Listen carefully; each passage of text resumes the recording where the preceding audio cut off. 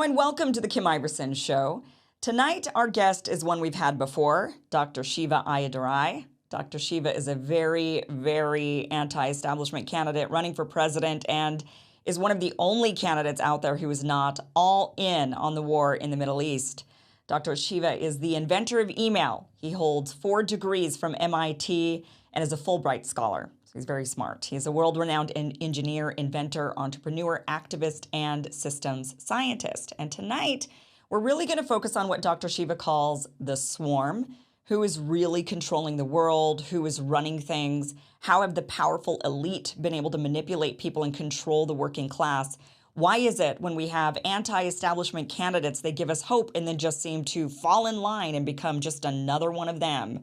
So Dr. Shiva is going to lay this out very clearly for us tonight. Really looking forward to that conversation. But first, let me tell you guys about Lean. This is a wonderful product from the great people at Brickhouse Nutrition. They make only high quality stuff, and their stuff really, really works. And what Lean does is this is going to help you lose weight. It's a supplement, all natural, going to help you lose weight.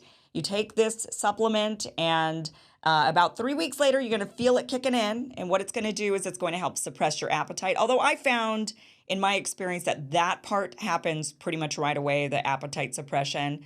But the rest of it, the lipolysis, like it helps burn fat off of your body that you already have stored, using that for energy. It helps suppress your appetite. It helps lower your blood sugar levels. So all of those 3 things are like the trifecta of what you need to really have an effective weight loss supplement.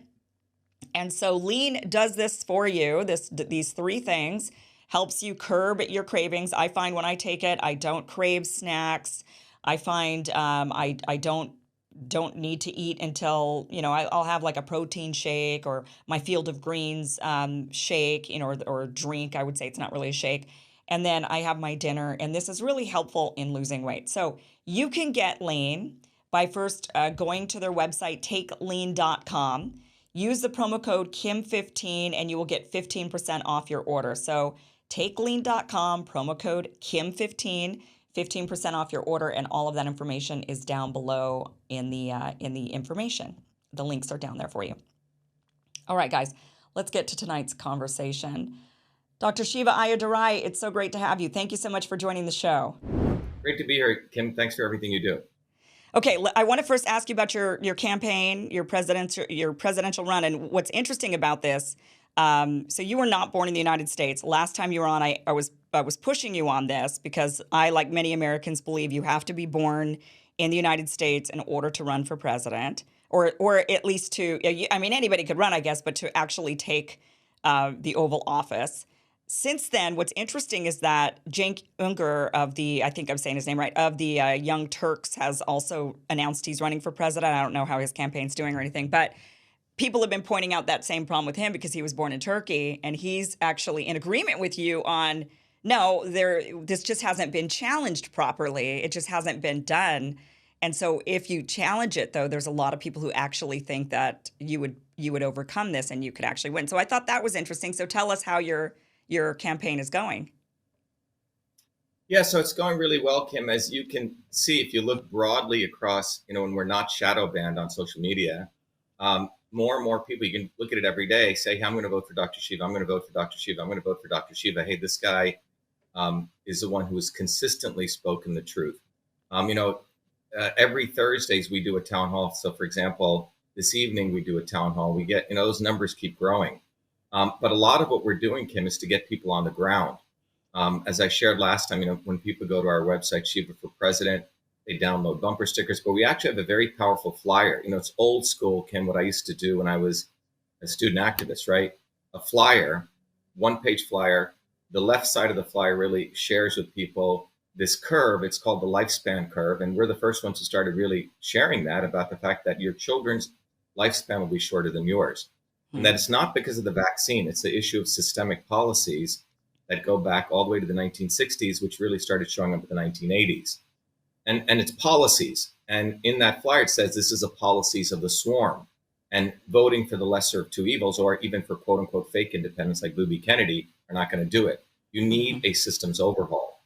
And then we describe in that flyer what's a swarm, right? Where they can take their iPhone and click and go watch the swarm video. And on the right side of the flyer, because we have very little real estate, we explain to people who are campaigners how you can get educated to take a systems understanding and come to our town hall. So our goal is to get around 15 million of these flyers on the ground. So we, in our movement, have close to about 500,000 people globally. So we've been doing a lot of hard work. Now, in every state, we have to get on the ballot, which means you have to have an organizational structure. Typically, only the Republicans and Democrats have that. Fortunately, we have that infrastructure. We have leaders in every state. So it's a pretty large operation we're running. I love building organizations. I've done it as an entrepreneur. You have to figure out how to motivate people. You have to build sort of a meritocracy model. So it's all these skills that I learned. So it's a lot of fun. But most importantly, we're finding these amazing people who themselves are rising to the occasion so one person doesn't have to do it. And so the organizational infrastructure piece is really, really important in what's happening all over the country. The other piece is on the issue, we went into some detail on the issue of that why it's unconstitutional not to allow a naturalized citizen to become president. I'm the first one who also filed a declaratory relief lawsuit against Merrick Garland. And I can, if you want, I can share that, but it's a cover of that. But I'll send it to you guys later to put in. But that lawsuit basically says, hey, look, for 3 reasons, not only can I run and be president, A, I can run because of the First Amendment, 2, because of the 2011 opinion of the Federal Election Commission, which clearly said a naturalized citizen can run, but you just can't get federal matching funds, which I'm not interested in anyway. But more importantly, the 14th and 5th Amendment reciprocate each other, which, again, have never been asserted. Just like, first article said that only men can be president. The 19th Amendment allows women to be president. Similarly, the argument is the 14th Amendment does. And most legal scholars agree with this. It's just no one has asserted it, actually said, hey, I'm running for president, and I'm going to file a declaratory relief lawsuit. So that's what we're doing. Okay, great. I want to talk about the swarm. You just have such an interesting way of putting this out there. When a lot of us talk about, and we hear this all throughout social media, and many people are very concerned about sort of the powers that be who are controlling things. There's this, there's an agenda like the World Economic Forum agenda or a globalist agenda, and the thinking is that there's maybe a group of people who are pulling the strings, plotting, like they've got a plan and they're now pushing everybody towards this plan. And you have a different theory of who's actually, or an understanding, I guess you could give us clarity on what's actually happening that's driving us towards this agenda.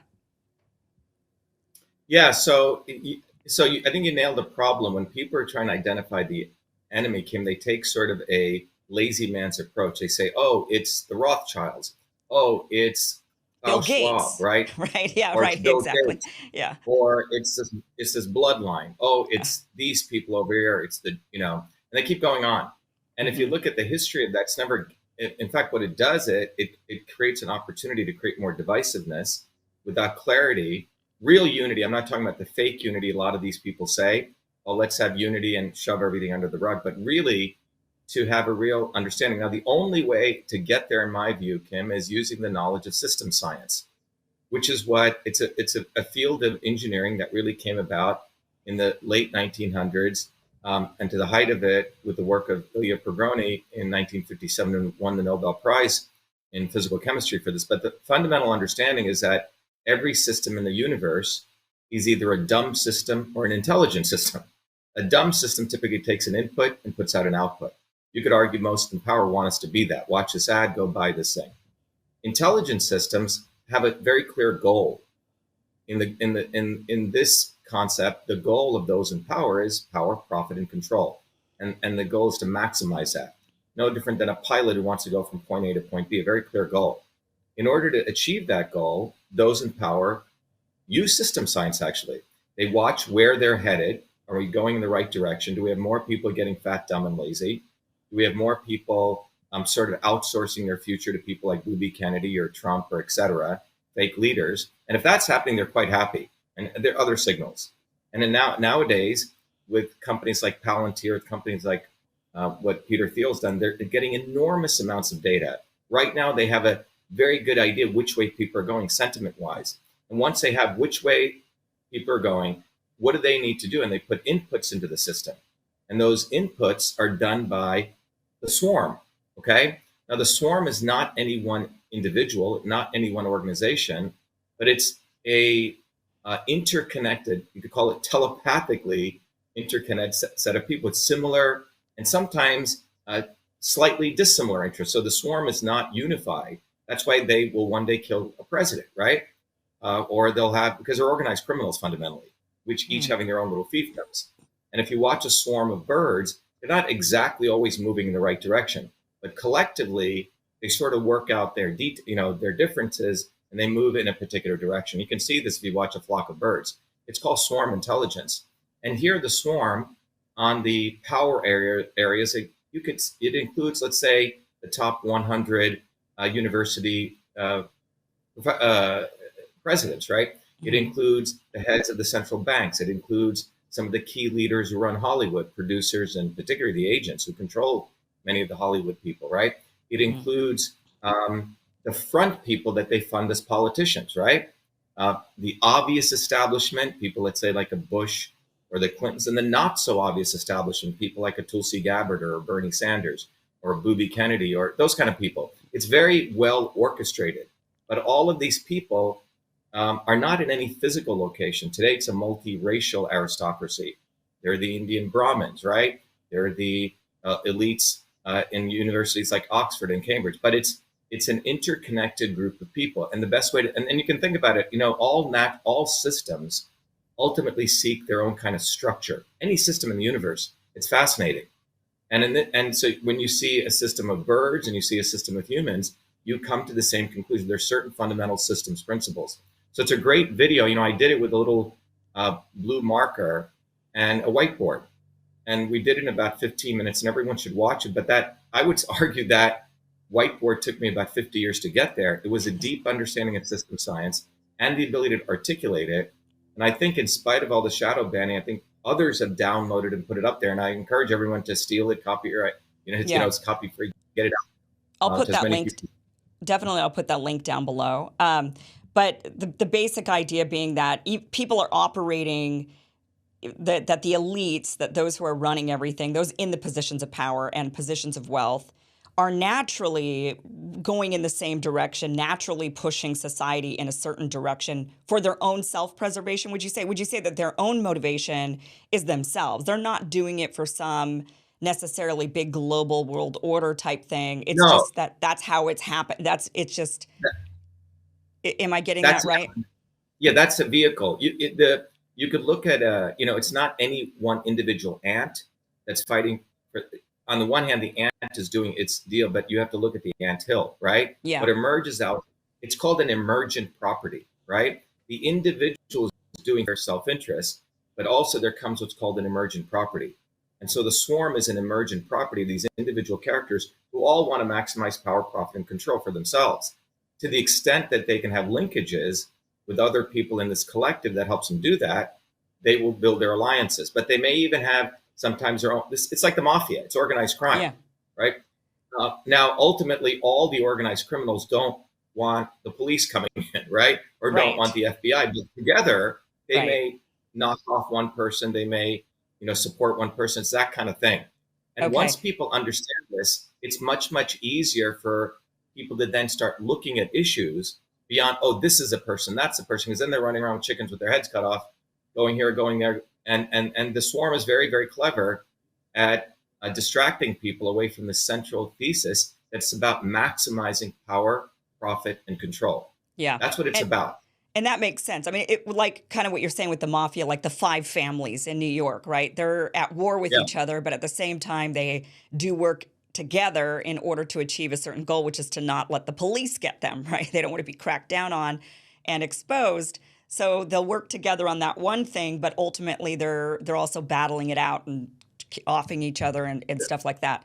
So I'm sorry, and I think just in that context, I think when you look at that, it brings up this other very important thesis on how do you change the world. Are you going to look above to one mobster knocking off another mobster? So if it's a Trump today versus a Biden's, you got to understand both of these guys are organized crime families, right? Or when people get all involved in the JF Kennedy assassination, what I tell people is, look, Joe Kennedy is organized crime. So among organized criminals, no one is ever going to know who knocked off Jimmy Hoffa. No one Hmm. still doesn't know who knocked off Sam Giancana. And we have to understand that these are organized crime families who come together under certain situations, but among them, they still have their own contradictions. And we, as a quote unquote, the plebes and the peasants, why are we looking to them to see this guy knocked off this guy? And why are we choosing sides among these organized crime families? So it tells us to break out of the swarm. Yeah. Okay. And there's and definitely, so there's not like one power, one mastermind behind this whole thing, or a group of masterminds behind the whole thing kind of leading us in these directions. It's really just, I think people are fundamentally selfish. It's just the average individual naturally, and that's built into us genetically, to look after ourselves and our preservation and our life, first and foremost. That's why we're willing to kill somebody who's maybe trying to kill us, right? I mean, maybe we have like the ethics of I don't kill, but in a certain circumstance I would. Same thing with my family, right? Then my next priority would be my family, and caring for them, sometimes even them above myself, but it's still, I'm caring about my family more than your family, of course, naturally, just like you care about your family more than mine. So when people are operating selfishly and they're looking out for their own self-interest and what's going to be beneficial for them and their own families, society is set up in a certain way that they need to go and do certain things, achieve certain things, gain certain things like money, power, position, right? And so then they kind of end up going in that direction naturally together, and then saying, "Oh yeah, I care about you. I care about you," but really they don't care about us at all. I mean, they're looking out for themselves, and they're siphoning resources because they're looking out and they're preserving for themselves. And so it's Right. a natural thing to have happen, and then they're all in line with one another. Yeah, it's really fascinating. Like I said, the link is down below. People definitely should watch it. I think it's a really good explanation of all of the, there's the big pharmas, and there's the political groups that get us into, the military industrial complex. Then there's the surveillance state, and there's the CEOs of big companies, and like you said, the universities, and they're not like manipulated by some group in a dark room somewhere. It's this swarm mentality that drives them all in that same direction. It's really fascinating. Um, let's talk about, so there's not many. One of the things that's been really frustrating for many of us is that the political class, there's been a lot of division in the political class when it comes to the war in Ukraine. For example, you've got a lot of GOP that say we don't need to give any more funding, we don't want to support this. And then you've got others that are saying, yes, we do, we want more funding, more war. They might debate on other things like censorship with the government and social media. And many of us thought, we've got fighters, we've got people who are really going in the right direction. And then the topic of Israel comes up. And suddenly they're on I mean, talk about a swarm. They are in lockstep. And Yes. there is no daylight between, somebody like Joe Biden. Well, Biden, you've got the real hardliners like Nikki Haley, right? And she's just like, an attack on Israel's an attack on the United States, even though we don't have a NATO type agreement with Israel like we do with all these other countries. Um, there's no daylight between them. You're one of the only, I think that it's just you, Cornel West, and Cenk Unger who take the position of, we should really be looking at this differently.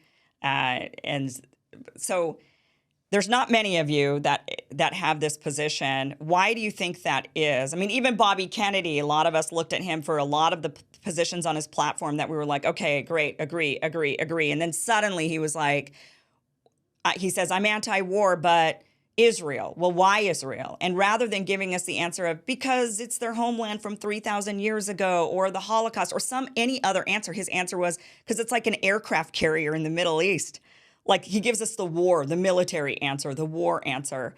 And that was really disappointing for a lot of people. You've been really consistently anti-establishment, anti-war, and even on this issue. Why do you think that is? Well, I think it goes back, Kim, when you take a systems approach to life, you develop an ability to see things as they truly are. And you cannot have these harsh inconsistencies. You brought up Booby. I call him Booby Kennedy because I have such disregard for this individual because he is part of the swarm. He is someone who's manufactured by the swarm. And one of the swarm's abilities and needs to survive is to be able to mimic things to attract people, to make them feel, others feel, the peasants feel like they're fighting for them. And that's why Kennedy exists. That's why he's positively or negatively put in the mainstream media, or Bernie Sanders, or people like Tulsi Gabbard, who's a warmonger. She says she's against the military establishment, but she's a warmonger. And so they have created these characters who say the words. It's almost like a psychological operation. But their goal is to make you look to the swarm for help. And that's why Kennedy was created. I was the first one who had to do this. Can I ask you with those three in particular?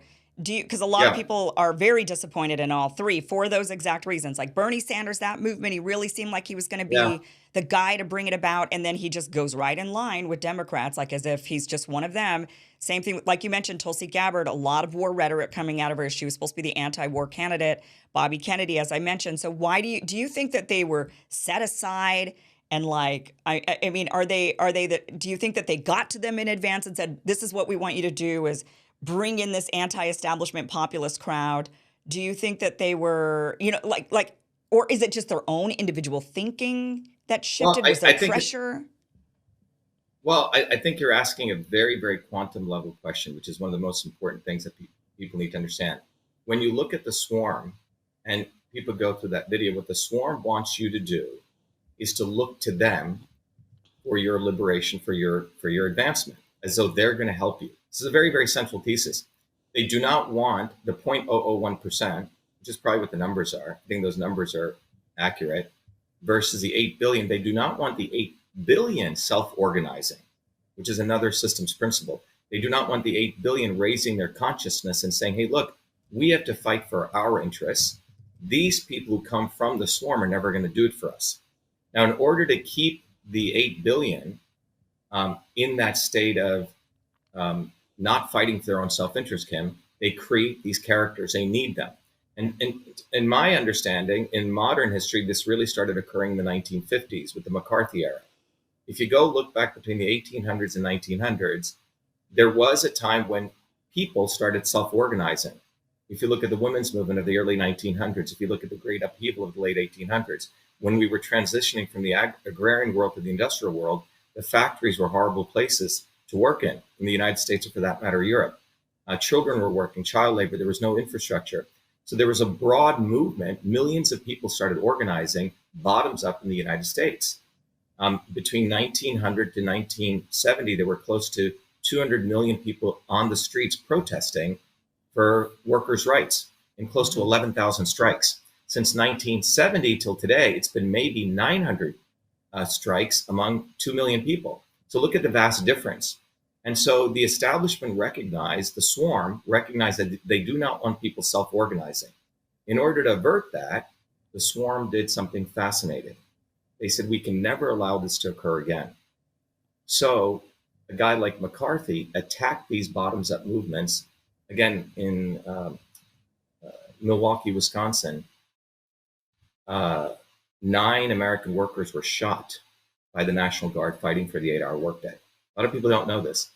So Joseph McCarthy basically said all of these people are capital C communists being run out of. And so all of these bottoms-up movements were converted or put in the light of that they're communist movements being run out of Russia, right? They must be, and the concept of workers unite could never come up organically. Wow. So after that period, it's very important, it's the 1950s. So the right wing cut the legs off the workers' movement by calling them, quote unquote, communists. The left wing, which was at that point really bottoms up trade unions, truly organic, was taken over by the so-called left. So by 1970, that's when, remember, Reagan busted the PATCO workers. The unions were really taken over by the mob and people like the Bernie Sanders and the Bobby Kennedys and the Tulsi Gabbards. So this was effectively done because they knew they did not ever want a bottoms-up organized movement. And this is the central understanding everyone needs to get. They're fine with Bobby Kennedy, you thinking, oh, Bobby's going to help us, or Tulsi's going to help us, or Bernie. And to me, I saw this manifested as a young activist in 1984 at MIT. If you remember, Walter Mondale was running against a guy called Reagan, Democrat and Republican. Yeah. In the midst of that, a fellow by the name of Jesse Jackson shows up. You will remember this. He had this thing called the Rainbow Movement. a lot of rhetoric, and young idealists like myself, wow, Jesse's anti-establishment. But what we saw that he did was, like a fly trap, he attracted all these young activists, suckered them in, and at the last minute, he gives all of his votes to Walter Mondale, speaking the lesser of two evils. He was from the Reform Party. So that was his role. And some people say he was given an airplane for that deal, a private plane. Well, so and that's the question forward, is the question is like, did he do it because they sat him down and said, listen, this is what we want you to do? Did he do it because he realized when he got to the kind of the end, the finish line, he realized, oh crap, I don't have a future. I don't have, I'm going to be crushed by the swarm if I don't join the swarm. Is it a self-preservation or is it corruption? I think it's probably a mixture of all those things. I haven't had time to do the archaeology, but it was probably a combination of all those things. Yeah. I don't think he was about building a bottoms-up movement. It was about him. It wasn't about recognizing how movements are built. And this is why I spend a lot of time in our movement, Truth, Freedom, Health, educating people this history I just gave. Without that history, Kim, people don't understand the importance of building these bottoms-up movements, decentralized, educating people so it's not relying on one individual. It has to be decentralized. So that's a critical thing. So after that point, so when Bernie Sanders ran, I had a good friend of mine, very smart woman, MD, PhD out of Harvard, a neuroscientist. She was heading up the entire Bernie campaign in New England. She comes to my home. She says, Shiva, you're anti-establishment. You got to support Bernie. I said, look, Lori, Bernie's going to do exactly what Jesse Jackson did in 1984. Mark my words, at the last minute, at the Democratic convention, Bernie Sanders is going to hug Hillary Clinton. And he's going to say, you have to vote for her. She goes, you're so full of shit. You're always critical of everyone. I hate you. And she leaves. She leaves. I didn't see her for 2 years. Very good friend. 2 years later, she calls me crying. And she said, Shiva, you were so right. I gave my life to this guy, and he did exactly what you said. I said, the reason is, Lori, you're smart, but you don't understand there's an engineering dynamics here. These people would not be getting mainstream media attention. They would not be on all these stations if they were not endorsed by them. And once you understand that, it becomes very easy why you must call out Booby Kennedy or Trump, etc. The swarm is very clever. It will create the theater. And that's what we're seeing right now with Israel. So when you look at Israel, using that systems approach, Kim, it gives you a prescience to see things, not because you're super smart, it's because there are certain principles that are there. So right now, if you look at what's going on with Israel, it's the same phenomenon. And to understand that, we have to understand the interlinkages of history. So if you go back to 2008, Barack Obama was brought in as a candidate of the swarm, right? Overnight, the Pritzkers, I think one of the big families in Chicago funded him. And this one-term senator is thrust upon people because people were pretty upset at that point with the Bushes. So they needed hope. So Obama is created and he's thrust upon people. In fact, 57% of people voted for Trump, voted for Obama. People need to understand that. So he was able to, quote unquote, appeal to the broad working class who, instead of breaking and building a bottoms-up movement, they needed to put another false idol. And that's really the goal. They do not want people to build a bottoms-up movement. And once we understand that, you'll see why they create these characters. So what does Obama do? At the height of his, presidency in 2008, the Zionists who control the financial systems, the Zionists who are, and their cohorts, a swarm, who are involved in printing money, realized that they had been making all these derivative products, these loans, which were going to fail and fall. And they had a major failure in 2008 when all the banks failed because they were giving out crazy types of products. That was created by the collusion of the Federal Reserve, the banks, and the treasuries. I mean, all of them were involved. They all rotate between them. When that crash took place, what did Obama do, the man of the people? He printed $8 trillion and bailed them all out. This is critical to understand. $8.1 trillion is what Obama printed. And that money dispersed, and they called it quantitative easing. Swarm is very clever at coming up with very clever words. That money went really to boost up the stock market and went to the swarm. They saved the swarm. And between 2008 and 2016, that money was being dispersed, right? By 2016, in my view, they knew another economic crash was coming because the United States economy was being built on fumes, not really bottoms-up entrepreneurs and real innovation. Just look at it. So they needed, and people had sort of had it with Obama. They needed a new fake idol, and that was the purpose of Trump. Trump was created, he was manufactured. I mean, if you look at his balance sheet, I have somebody I know uh, who analyzed his balance sheet. Okay, he had $1 billion in assets and $2 billion in debt. And this guy told him, "Look, Donald, you're a billionaire. You're a negative billionaire, right?" He was a reality show billionaire. So they found this guy, gave him all the talking points, drain the swamp, lock her up. I'm sure they did amazing focus group analysis on this, what particularly the white working class would want to hear. He was brought in, and what did he do? There was an economic crash that was predicted to come.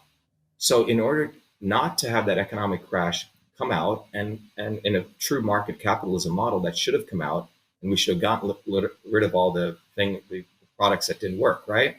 Instead, they created the pandemic. The pandemic was a wonderful crisis that they created to hide the underpinnings of the fact that the entire financial system was running on fumes. And what did Trump do? In one term, he printed $8 trillion. Where did that money go? It went to 600 billionaires who increased their wealth by $2.3 trillion. Elon Musk being among one of them, who's like this with government. He's a front man for government. And the stock market, which was going like this, did a nice V turn, if you remember. Mm-hmm. So, but still the economy is running on fumes. And in my thesis, if you follow this all the way through this October, there should be a massive crash. Anyone who looks at this knows that the stock market is at ridiculous high levels that it never should be. You can look at certain stocks. The whole thing, the swarm is running this on fumes on the backs of working people in this country. So in my theory, they needed another crisis. And it was a meeting of two crises in Israel itself. If you go back prior to October 7th and the 12 months before that, there's been a massive civil war brewing. A massive civil war brewing in Israel. Against who? Against Netanyahu. Israeli Jews and many different coalitions know this guy's corrupt. He was convicted, right? He has multiple indictments. And so there's been this bottoms-up movement brewing in Israel. 2 weeks before October 7th, there were nearly 100,000 people who protested against him. Yeah. Because he was trying to manipulate the judiciary. And none of this is mainstream media. Right. From April to October, he had sent twice to invade the main mosque there, right? So he wanted to incite something. It's your typical corrupt leader who's got internal problems and they want to point it to someone else and start a war. And that's what Netanyahu did. And by the way, if you look at the shekel price, people should just map it from January 2022 to today. It's been precipitously coming down, which means the Israeli elites have been selling off the shekel and more than likely moving to treasuries. So you have many Israeli companies have been moving out. So Israel is in disaster economically. So Netanyahu's entire existence was threatened. So how wonderful, I'm not saying this happened in this way, a phone call is made to Hamas, which, by the way, Israel created, okay? Yossi Cohen, the Mossad chief 2 years before that, had been with Qatar saying, please fund Hamas more. Mm-hmm. So overnight, you see these gliders coming over, evading supposedly the most, amazing surveillance that Israel has. AI watching every microsecond, right, comes in and says, you have this crisis. Now it helps the U.S. swarm and the Israeli swarm. Both are very connected, a la Zionism, because the United States economy is running on fumes. Now you have the third opportunity to do quantitative easing and print more money. And that's what this is about. You have to follow the money.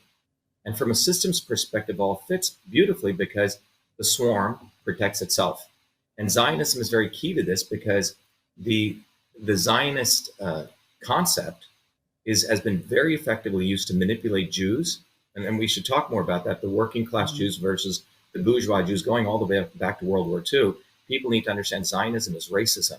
It is a political ideology. Zionists collaborated with the Nazis in the Warsaw Ghetto Revolt, for example, to disarm the Jews who actually wanted to fight. Zionism and Nazism have always gone together like this. And in the United States, the Zionists have been very, very effective at manipulating the quote-unquote Christian evangelical Zionists. So the broad mass among America, there's this big support for quote-unquote Israel. And that really comes from the evangelicals. the evangelical Christians, who many of them are very connected to Mossad in Israel, if you do a little bit of research, and in fact, right to Bibi Netanyahu. So the manipulation that's gone on is quite extraordinary. And Mike Johnson, who's a recent speaker, the second in line to be president, completely reflects that. Here's a hardcore, quote unquote, Christian. I put that in double quotes because I don't think Christ would support Zionism. And he is, first thing he does is when he gets elected, he does a proclamation, we must support Israel. So it says it pretty much right there. So this is, we need to look at this in the context of finance and money supply.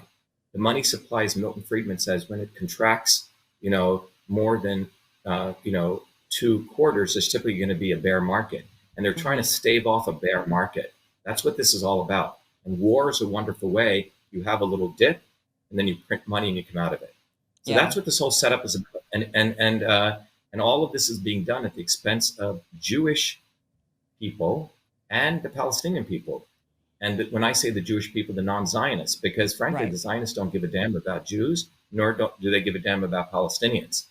And all of this feeds British and U.S. imperialism.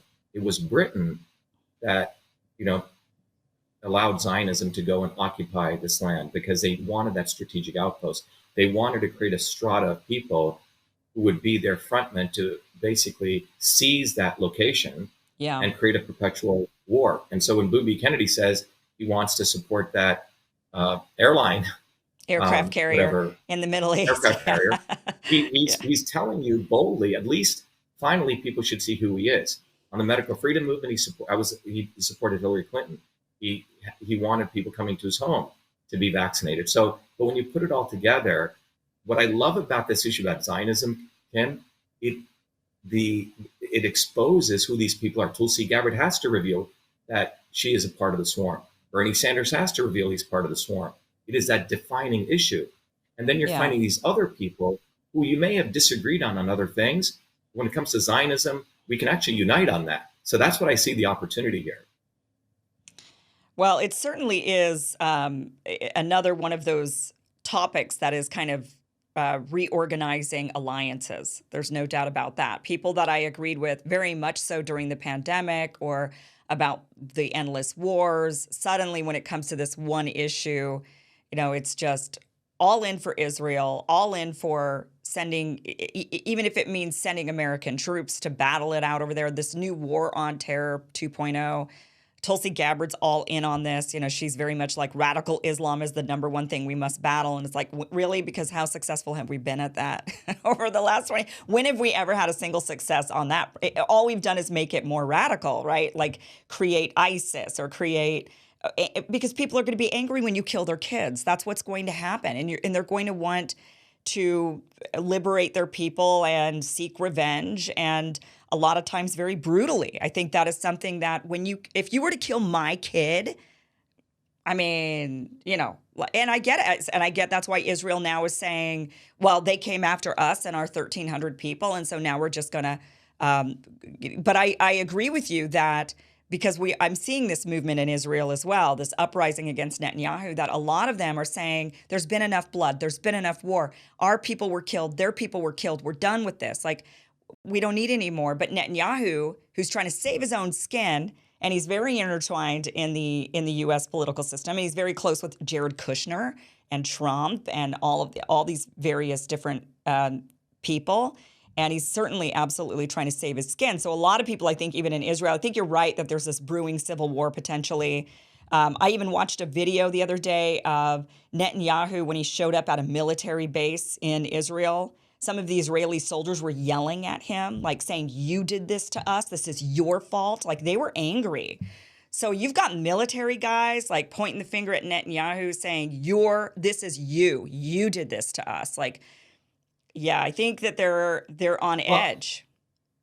Well, I think the Zionism issue, it gives us an opportunity to finally have a real discussion about this at a very deep level.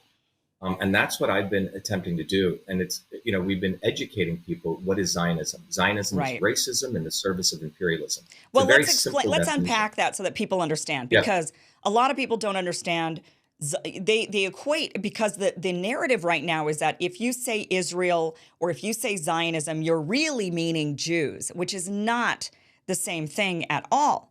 Zionism No, is a it's not a, movement. it's, yeah. So, and so in this educational process, Kim, when you go back and look at this, right? If you look at maps going all the way to 1600s, it clearly says Palestine. Okay. Right.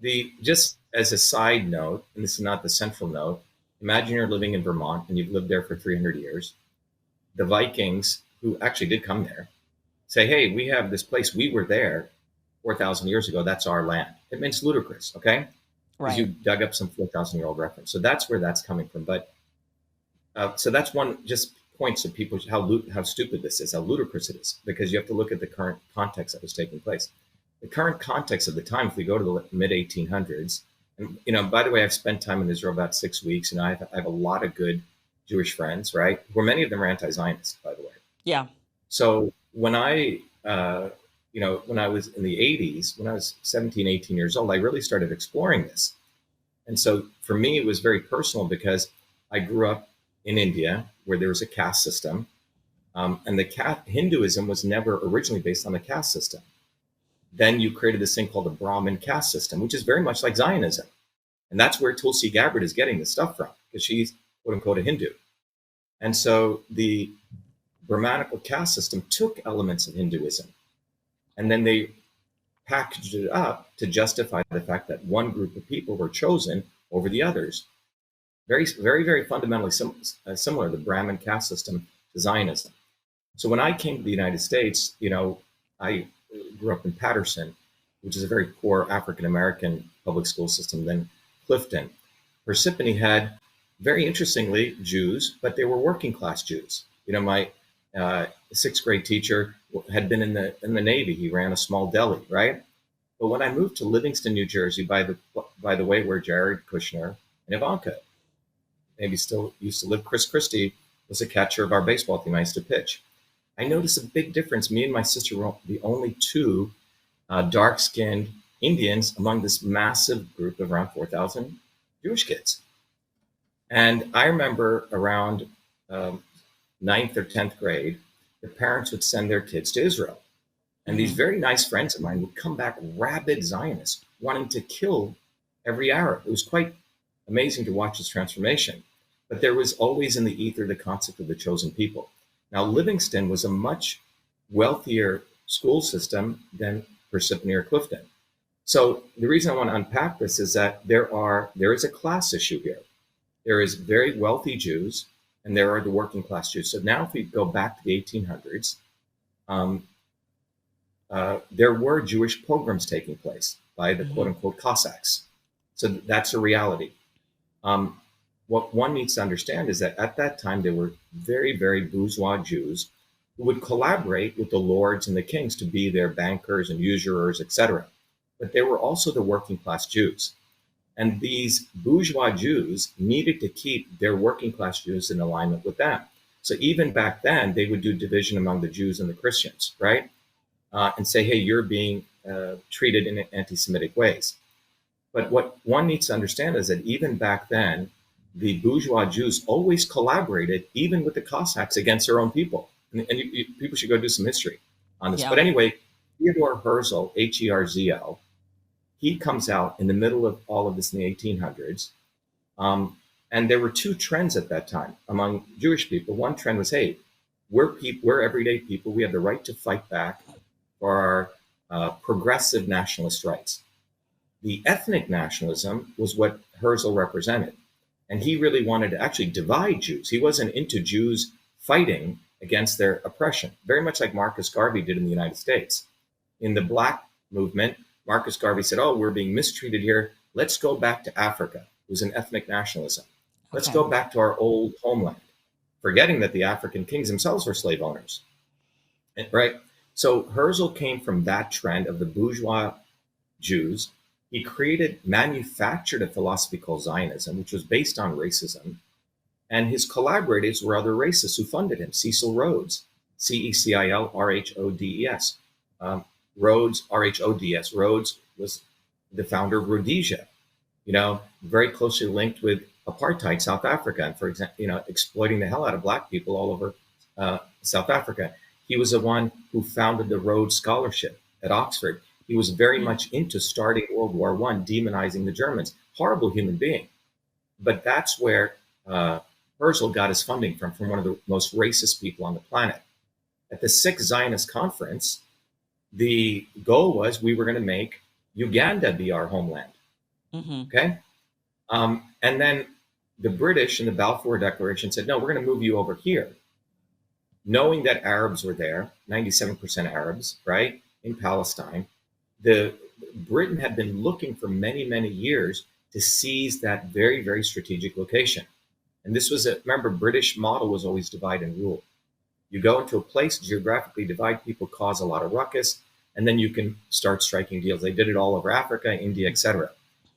So they collaborated with Herzl, brought European Jews. You just need to understand these people weren't dark-skinned Arabs. They were white Jews from Europe who'd been there for 300 years.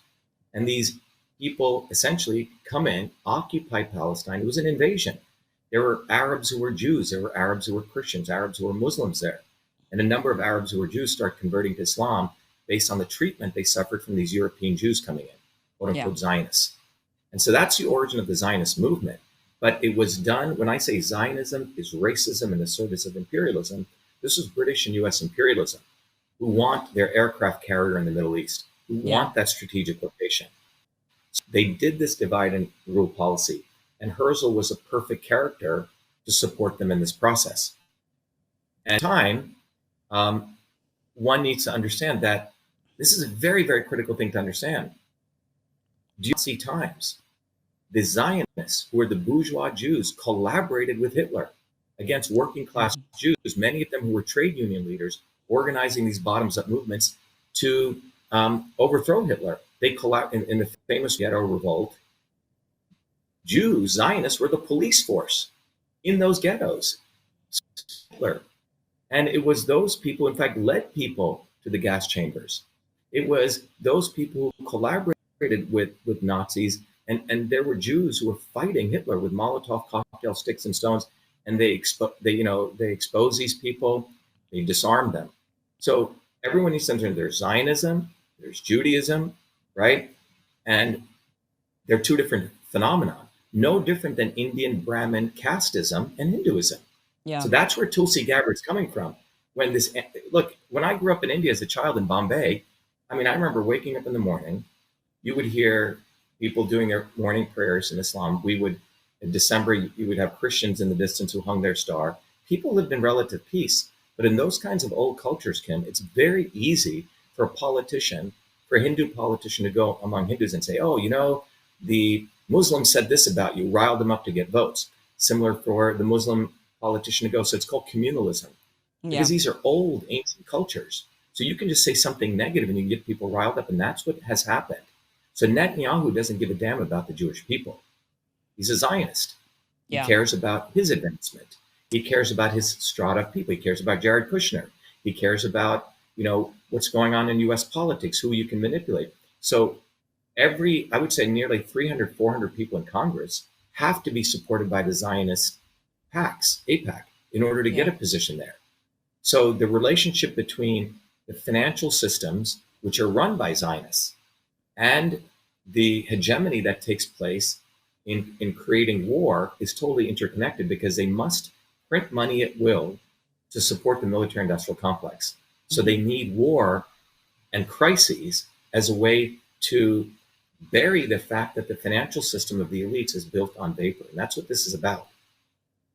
I think it's important for people to understand that not all Zionists are Jews. There's a difference, and we already mentioned that with Christian Zionism, but anybody could be a Zionist. Actually, you could be racist against Jews and be a Zionist, right? In fact, it would be in alignment with your thinking. You're like, hey, there's a place for you to go, and it's not around, So if you were racist, if you truly were an anti-Semitic, and you're like, then that's why there was this sort of collaboration in the 30s between those Zionists and the Nazi regime in Germany, because they thought, hey, we've got a common goal, and that is to move Yes. Jews, right? So you want us gone, and I want us gone too. I want us over here in our own place, and you want us gone somewhere else out of your place.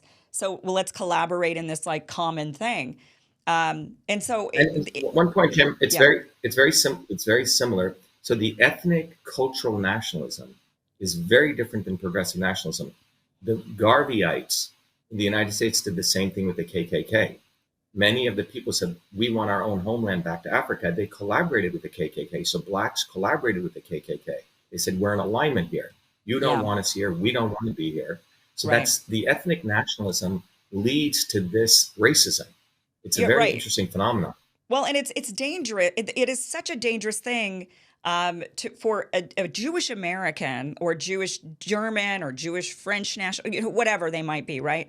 It's so dangerous for there to be this country in the Middle East that says, no, we're your home. Not where you are, we are. We're your home. We're your primary home. We're your first home.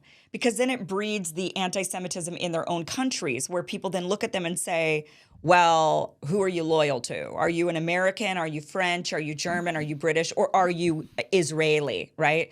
And a lot of Jews say, I don't even want to have anything to do with that country. I'm an American, and now you're telling me I'm actually an Israeli. Like that is going to breed hate. It's going to breed the anti-Semitism, and so it's dangerous for the idea for that. I mean, if I were told, "Hey, Kim, guess what? We've made a new nation for mixed for Happas. Like we're gonna create Hawaii, Hawaii, the land of Happas." They're gonna say, "Hey, Kim, you have to live in Hawaii. Your people are all in Hawaii. Everybody who's like you is moving to Hawaii. It's the land of Happas, so that's where that's your home now. Move there." And if they were to say, "Hey, yes, come live with us," but then there's this. If I were to be where I'm from, Idaho, maybe they'd look at me, which nobody ever did this, but if this was an ideology, maybe they'd look at me and say, why don't you live in Hawaii? Like, why are you here? Why aren't you somewhere else? And that would Right, right. be, yeah, So Kim, go what ahead. you're saying is a foundational theory of divide and rule. It's very deeply psychological. So if you think about what British colonialism did, not only in India but Africa, the Africans kings had their boundaries, lived in, they knew what their boundaries were. When British colonialism went there, it randomly drew lines. It randomly started creating these boundaries. Okay, you're Zulu, you're this, you're that, etc. And that created massive amounts of war all over Africa. And that was very, very valuable because then you could go steal mineral rights, you could go steal diamonds, etc. So this same concept here, the use of ethnic nationalism, is very powerful because the British got what they wanted. U.S. imperialism got what it wanted, a base in the Middle East in one of the most strategic areas. So they're fine with these one group. They want ethnic nationalism. It's a very powerful force. Right. So in India, the same thing. That's why a lot of the Hindu nationalists are so in alignment with Zionism, because Hindu nationalism or Islamic nationalism, whatever ethnic nationalism you call, so the elites love ethnic nationalism. They don't want progressive nationalism, wars of liberation. Hey, we're these people, we've been oppressed, but it's still our land. We're not going to leave somewhere else and create some other plot of land. They love ethnic nationalism. Rosa Luxemburg, in many, many very interesting discussions years ago, she called it cultural nationalism. It's a powerful weapon. And the British colonialists really know the power of this, and British imperialism does. I'm sure there's some Oxford professor who works for one of these Atlantic councils who's done the theoretical work on the power of ethnic nationalism. And Hmm. that's what we're facing right now. We're facing the concept of Zionism is an ethnic nationalism. It has nothing to do with Jesus Christ. And so there are more Christian Zionists, I would argue, than Jewish Zionists. And that is what it's a psychological operation that's being done on America. So to your point earlier, all these MAGA people who are so into free speech, so much against the mainstream media, they're all in alignment with the mainstream media. Yeah, Yeah. let's go get those Hamas people. We got to reestablish Israel because they want to cause the Armageddon to come. They have it deeply ingrained into their mind. I did an interview a couple of days ago with a wonderful woman in Texas. She said, Shiva, I was brought up as a Christian Zionist. And it took me a while to realize that my own preacher was just making money off all of us. And he was very close friends with Bibi Netanyahu. So think about that. This pastor in a church in Texas is friends with Bibi Netanyahu. How do you do that? So Christians, quote unquote Christian Zionism, as I analyze this, and I could be wrong, I don't think I am, has been the propaganda vehicle to get the broad masses of the American white working class supporting this ethnic nationalist ideology, which is Zionism, which is racist, and it actually is against their own interest. So that's why I say Zionism is racism in the service of the swarm. Zionism is actually anti-Semitic. So anyone listening to this, if you want to arm yourself with the right discourse, if you have friends of yours who are Zionists, you have to say, look, I'm actually against anti-Semitism, and Zionism is anti-Semitism.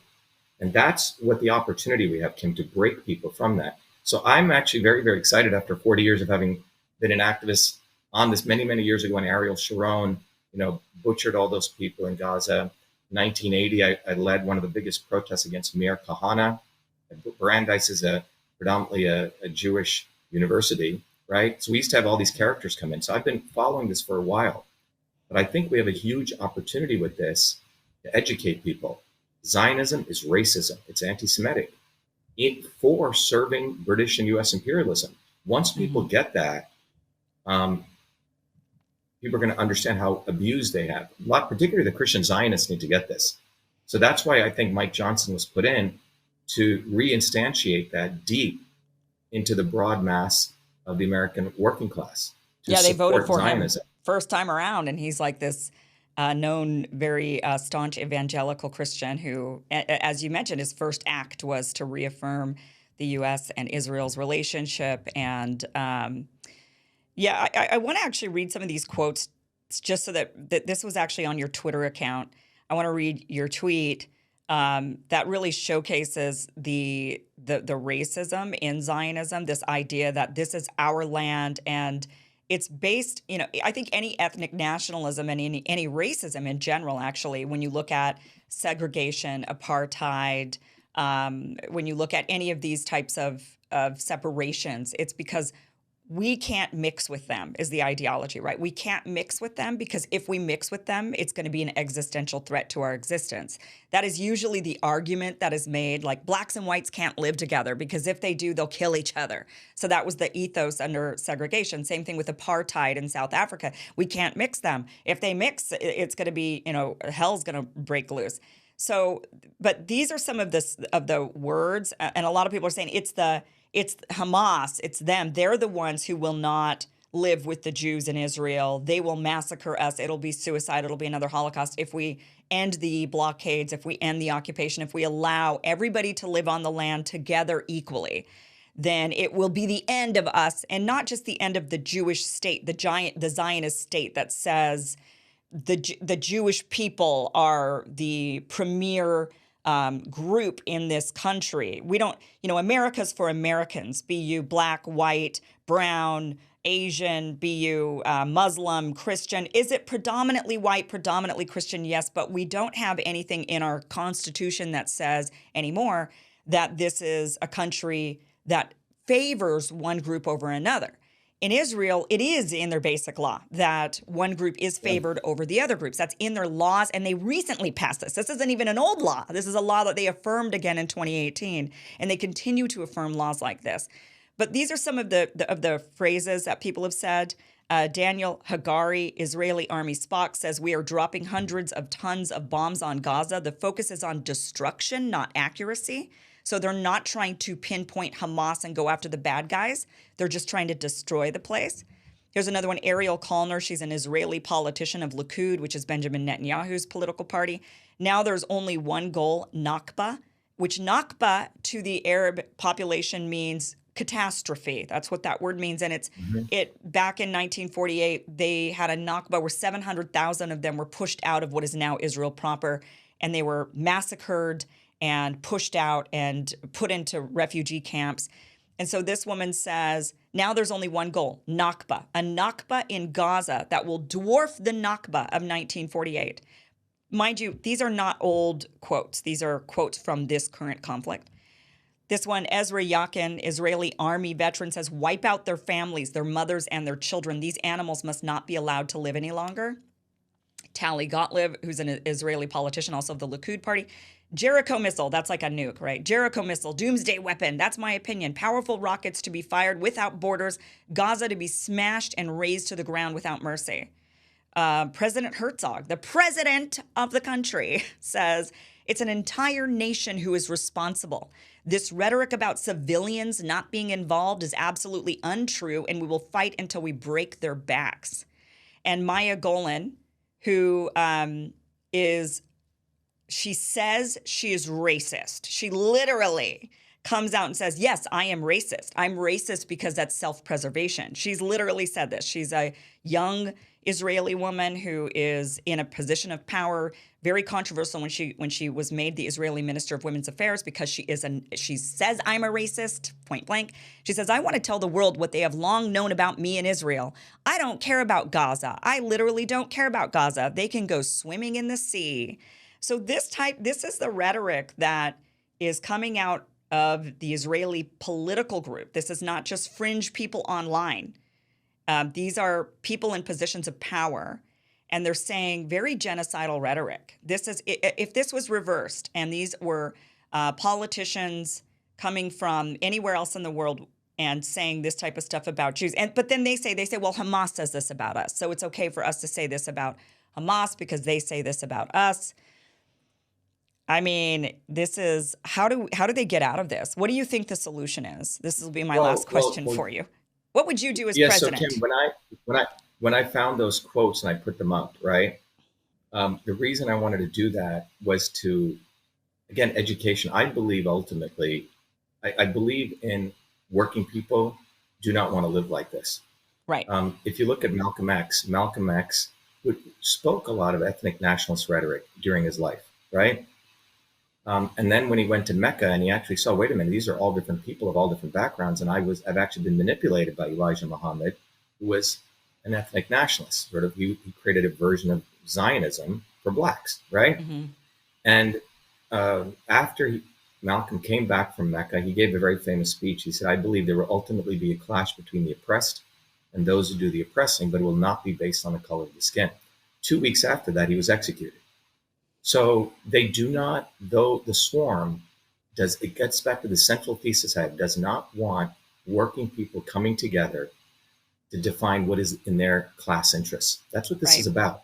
As long as we are fighting with ethnic nationalism, it's fine. So the United States is in a very, very important, has a huge opportunity right now. And I think it's the opportunity for us to educate people on what is Zionism. So if I were president, I know the presidency is corrupt. I know the legislature is corrupt. I know the judiciary is corrupt. What would I do? I would do a video with you, just like we're doing right now, Ken, but we reach 8 billion people. The goal is one individual cannot change the world. We have to raise people's consciousness to understand that ethnic nationalism, this entire thing, is not in your interest. The swarm is very clear. Power, profit, control. How is it to your interest to be supporting Zionism in Israel? What has it actually done for you? Well, it prints more money. Zionists share their capital among themselves. How is it to your interest? And this re-education, or this education, really needs to be done. And that's why I believe, in spite of all the horror going on, we have this opportunity to do that. And that education needs to be done from a systems understanding. We have to understand that there's a set of people who have a collective interest in advancing power, profit, control. That's why I'm grateful you went through the swarm video and we started this discussion on that. It's a good place to end it too. So working people of the world, the 8 billion of us, need to ask ourselves, what interest do I have in following ethnic nationalism? What interest does a Hindu have in India supporting Zionism? What interest do you have? What interest does a poor working class Christian have in supporting Christian Zionism? How has that served you? What it has served you is, since 2008, we've had at least 2 to 3 quantitative easings where we printed $33 trillion right now. And who did that money go to? It went to people like Elon Musk, who still controls Twitter, who still serves government, as I expose in our lawsuit. We don't have the First Amendment anymore. So we are constraining working people's freedoms. We are devaluing their labor. And ultimately, it's to cage people in the triangle of central bank currencies, carbon tax, and censorship. That's where this is all headed. And us supporting Zionism, which is racism, which is against working people's interests, is what people need to educate. So it's really a psychological operation that was done since 1948, Kim. And I think what we need to do is to raise people's consciousness. Yeah. And I agree that I think that the vast majority, I mean, you and I have both been over to Israel. Have you been into the West Bank? Have you seen the occupation and No, gone I didn't have a around? Oh chance to go man, there. it's Yeah. it'll leave you speechless. I mean, just you cannot. It's unreal that this is happening in real time in today's society, in a place that claims to be a Western democracy. It's unreal. But when I was there and I spoke to all these wonderful Palestinian people, there is no doubt. I agree with you 100%. There is no doubt that the average working Palestinian who's not in leadership, Hamas, they talk about this all the time and point it out in social media and on the mainstream media that, well, the Hamas guys, they're wealthy, they're off in Qatar doing what, they're not even in Gaza. So then it's like, well, then why are you bombing the place, right? I mean, if the elites are billionaires running around, so the swarm of Hamas, their political elites, and the Israeli elites that are sitting there saying this genocidal rhetoric, and the Hamas elites that are saying genocidal rhetoric, right?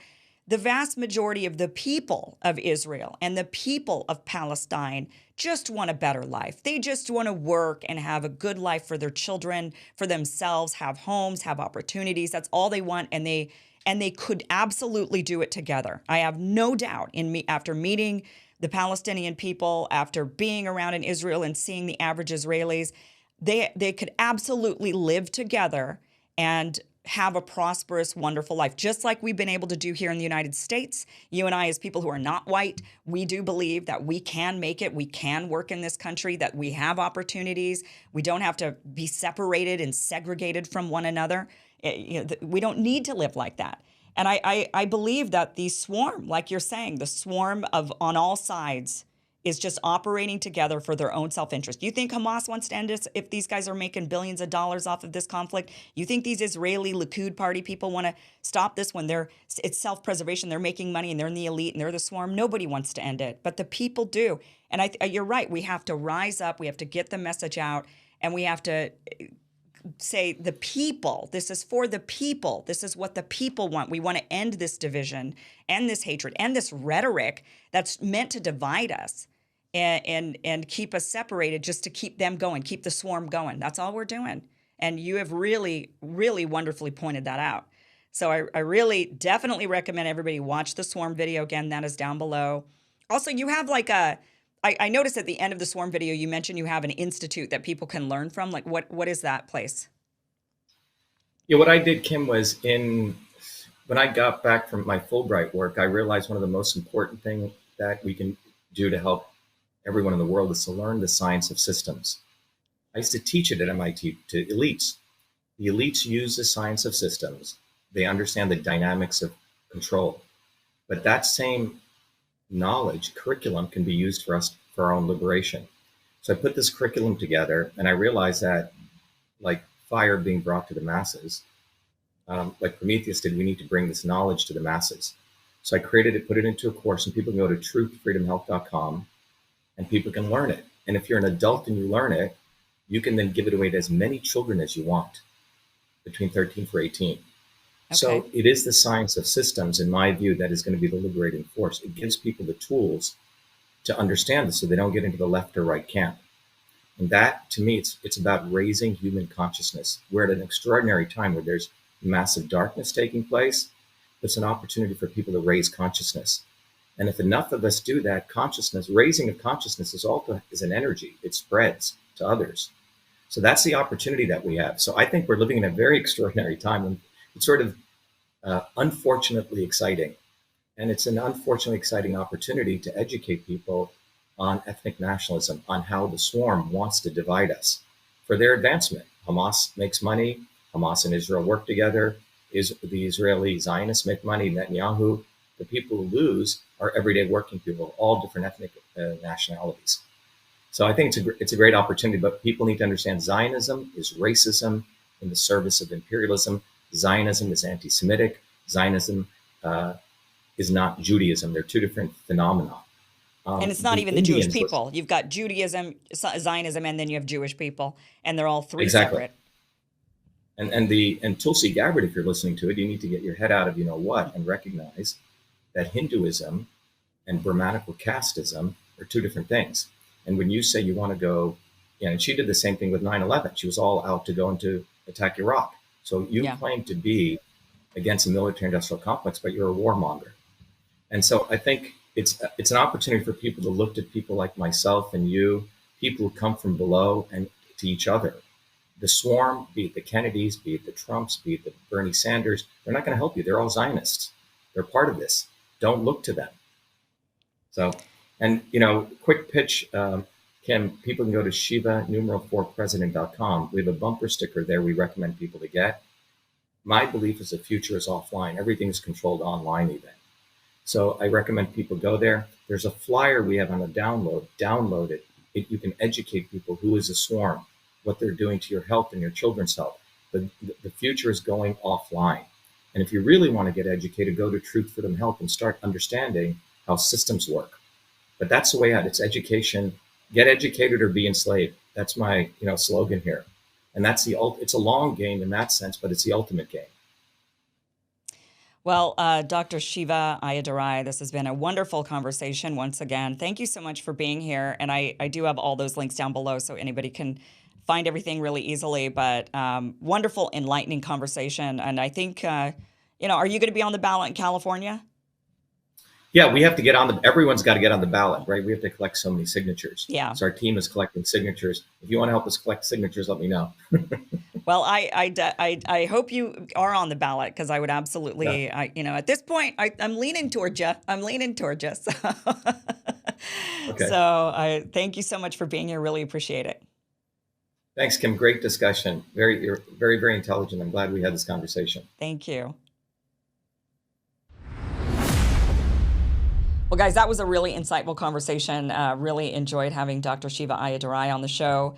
Again, very, very smart guy. Again, all those links are down below for anything that you want to, click around there and get more information on Dr. Shiva and all of his resources and his swarm video, which again, I really recommend you watch. Great conversation, guys. Thank you so much for being here. It is Friday. So I hope you have a great weekend. We will be back with another great show Monday, 6 p.m. Pacific, 9 p.m. Eastern. Until then, guys, you can email me your thoughts, your questions, guest suggestions. I love hearing from you. Kim@KimIverson.com. Have a great weekend, guys. I will see you Monday. Good night.